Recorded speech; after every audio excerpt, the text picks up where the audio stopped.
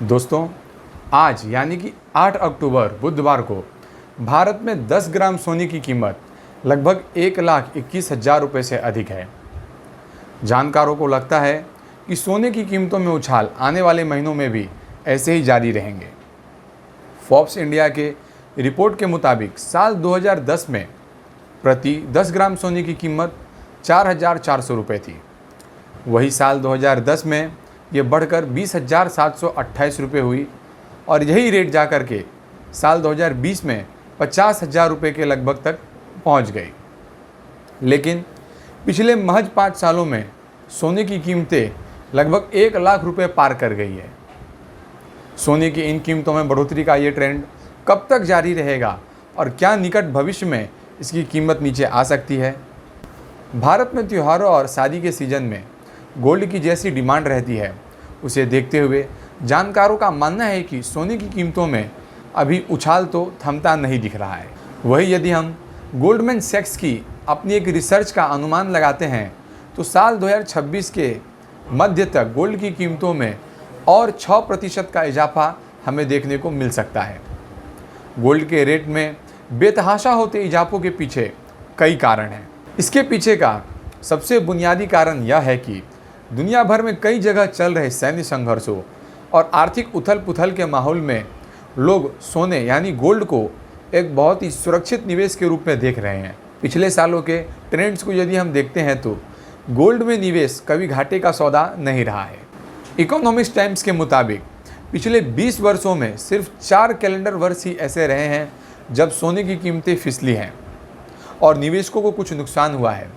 हालांकि ये नुकसान कभी सिंगल डिजिट तक सीमित नहीं रहा है। मसलन साल 2013 में सोने की कीमतें 4.5% से गिरी, जबकि वही 2024 में 8% और वही 2015 में 6.65% और यही साल 2021 में गोल्ड की कीमतों में 4.21% की गिरावट हमें दिखी है। इसलिए दुनिया भर के शेयर बाज़ारों में जब उठापटक का माहौल होता है, टैरिफ की अनिश्चितता जब चरम पर होती है, तो लोग गोल्ड में निवेश बढ़ाना चालू कर देते हैं। मार्केट विश्लेषक आसिफ इकबाल ने इसी साल बीबीसी हिंदी से बात करते हुए बताया था कि कई निवेशक मौजूदा माहौल में गोल्ड को हेजिंग रणनीति यानी जोखिम से बचाने की रणनीति के रूप में देख रहे हैं। उन्हें आशंका है कि शेयर बाजार में नुकसान हो सकता है, इसलिए वो गोल्ड में निवेश का विकल्प देख रहे हैं। आसिफ इकबाल बताते हैं कि ग्लोबल मार्केट में अनिश्चितता की एक वजह जहां डोनाल्ड ट्रंप है, वही दूसरी वजह है रूस, यूक्रेन और इसराइल और हमास के बीच जारी युद्ध। ऐसे में दुनिया में छिड़े संघर्षों ने सोने के दामों को काफ़ी प्रभावित किया है। सोने की कीमतों में उछाल की एक और बड़ी वजह है दुनिया के सेंट्रल बैंक का बढ़ चढ़कर सोना खूब मात्रा में खरीदना। डोनाल्ड ट्रंप के कार्यकाल में टैरिफ को लेकर बढ़ती अनिश्चितता और ग्लोबल मार्केट में जारी उथल पुथल को देखते हुए दुनिया भर के केंद्र यानी कि सेंट्रल बैंक अधिक से अधिक गोल्ड खरीद रहे हैं। इकोनॉमिक टाइम्स की रिपोर्ट के अनुसार सोने की बढ़ती कीमतों के बावजूद दुनिया भर के केंद्र बैंक सोने की खरीदारी लगातार कर रहे हैं ताकि अपने फॉरेन एक्सचेंज को डाइवर्सिफाई कर सके और अमेरिकी डॉलर पर अपनी आत्मनिर्भरता, अपनी डिपेंडेंसी को काफ़ी मात्रा में कम कर सके।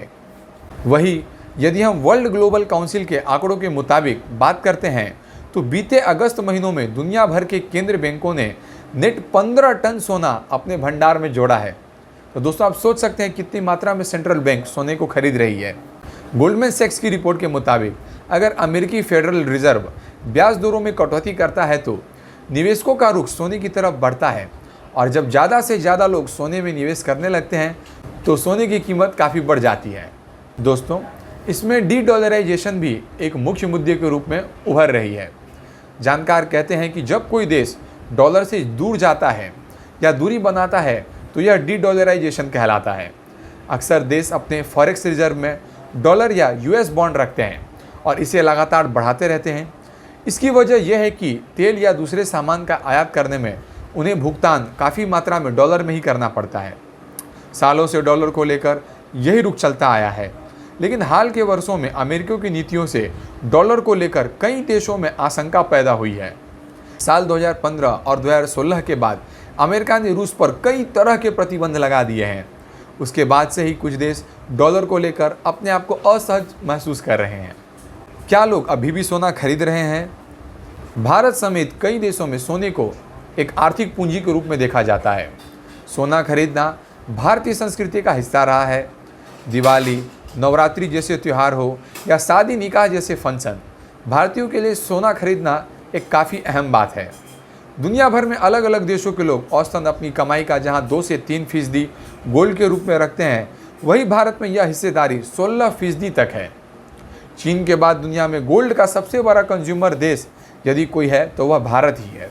तो ऐसे में आपके मन में यह सवाल उठ सकता है कि सोने के आसमान छूते दामों के बीच भी क्या भारतीय उसी रफ्तार से गोल्ड खरीद रहे हैं या रफ्तार में कुछ कमी आई है? दोस्तों, इंडिया बुलियंस एवं ज्वेलर्स एसोसिएशन के प्रवक्ता सुरिंदर मेहता का कहना है कि ज्वेलरी की बिक्री में 27% की गिरावट हुई है, पर सिक्के और बुलियन के सेल में इजाफा हुआ है। पूरे भारत में लोग धड़ल्ले से सोना खरीद रहे हैं। इस बार बड़ी शहरों की तुलना में छोटे शहरों और कस्बों के लोगों ने ज़्यादा सोना खरीदा है। जब सुरिंदर मेहता से बात की गई तो उन्होंने बताया इस बार धनतेरस पर सोने की बिक्री कैसी रहेगी। उन्होंने जवाब में कहा कि मुझे लगता है कि बीते सालों की तुलना में इस साल दीपावली पर गोल्ड की रिकॉर्ड काफ़ी हाई होगी। क्या लोगों में ज्वेलरी एक्सचेंज का भी चलन बढ़ा है?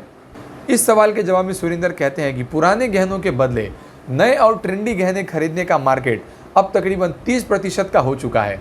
कई लोगों को लग सकता है कि गोल्ड रेट में बढ़ोतरी के कारण लोग कम कैरेट के गोल्ड खरीद रहे होंगे, लेकिन अब ऐसा बिल्कुल नहीं है।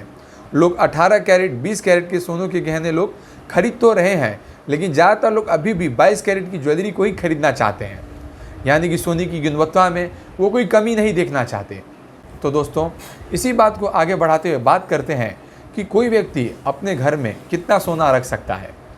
भारत सरकार के वित्त मंत्रालय के एक बयान के अनुसार गोल्ड और आभूषण रखने की कोई सीमा नहीं है, बशर्ते कि यह स्पष्ट स्रोतों से अर्जित किया गया हो। कोई भी व्यक्ति अपने आय के अनुसार कितना भी सोना खरीद सकता है या उसे रख सकता है, बशर्ते पूछे जाने या जांच होने पर उसे इसके वैध स्रोतों के बारे में पता हो। जरूरत पड़े तो वह बिल या रसीद भी दिखा सके। केंद्रीय प्रत्यक्ष बोर्ड के अनुसार घोषित आय, छूट प्राप्त आय जैसे कृषि आय, उचित सेविंग या स्पष्ट योग्य स्रोतों से विरासत में मिली कानूनी संपत्तियों से की गई सोने की खरीदी पर कोई कर नहीं लगेगा। भारत के वित्त मंत्रालय के अनुसार एक विवाहित महिला 500 ग्राम तक सोना यानी कि आधा किलो तक सोना और एक अविवाहित महिला 250 ग्राम तक का सोना अपने साथ रख सकती है। इसके साथ ही विवाहित और अविवाहित दोनों पुरुष 100 ग्राम तक का सोना अपने पास रख सकते हैं। चलिए दोस्तों, अब हम यह भी बात कर लेते हैं कि कहाँ मिलता है सबसे सस्ता सोना। गोल्ड के रेट अलग अलग देशों में अलग अलग होते हैं और यह कई फैक्टर्स पर डिपेंड करते हैं। मसलन उस देश के सेंट्रल बैंक्स में कितना गोल्ड रिजर्व है और वहाँ अमेरिकी डॉलर कितना मजबूत है। साथ ही यह गोल्ड की सप्लाई और डिमांड पर भी निर्भर करता है। इसके अलावा स्थानीय टैक्स भी सोने के मूल्य को काफ़ी प्रभावित करते हैं। बिजनेस वेबसाइट्स फोर्ब्स के मुताबिक भारत और कई अन्य देशों के मुकाबले Bahrain, Kuwait, Malaysia, Oman, Qatar, Saudi Arab, Singapore, Dubai, America और पेरू जैसे देशों में सोना सस्ता मिलता है। आगे बढ़ते हुए हम यह भी जान लेते हैं कि विदेश से कितना सोना लाया जा सकता है। एक पुरुष यात्री अपने साथ 20 ग्राम सोना बिना कस्टम ड्यूटी के ला सकता है, लेकिन इसके लिए 2 शर्तें हैं।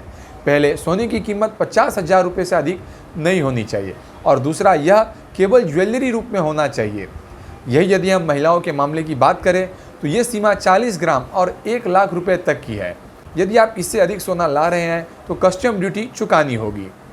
दोस्तों, उम्मीद करता हूँ यह वीडियो आपको अच्छी लगी होगी और आपको कुछ महत्वपूर्ण जानकारी मिली होगी।